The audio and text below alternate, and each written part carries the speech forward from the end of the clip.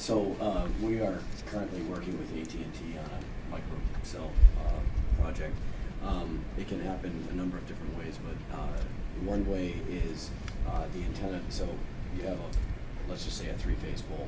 Okay, so you've got a cross arm and you have a pole, and so the antenna would actually sit on the pole top in that instance, and either a fiber optic or a coax communications cable would come down. Usually it's a small transformer on that pole because you would need power for the communications box. And then there's usually fiber or coax that is the backhaul. So there's additional things that would come down the conduit and be attached. In the circumstance that a pole is too busy, let's just use simple terms, too busy, we could set another pole for that microcell and communications box separately, and then string a secondary wire there to provide the power and the fiber optics and whatever else they need. Okay, thank you.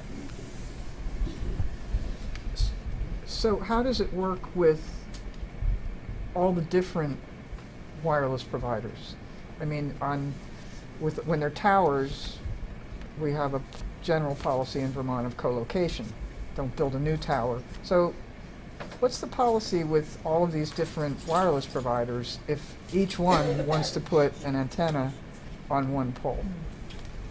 I can only speak to what we did with AT&T, and we had to file a special contract with the PUC to make it a public document, and so we had to get permission to go ahead and do that actual agreement with them.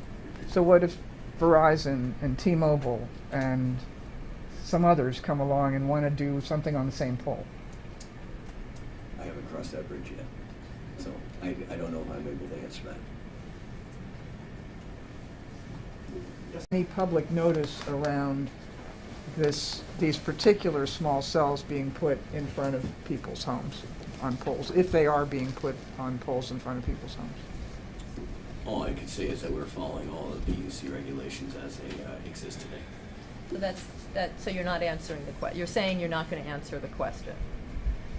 My understanding is AT&T is following the appropriate 248 process with respect to these. I'm just trying to find out if there's public notice. We are not personally giving notice to our members.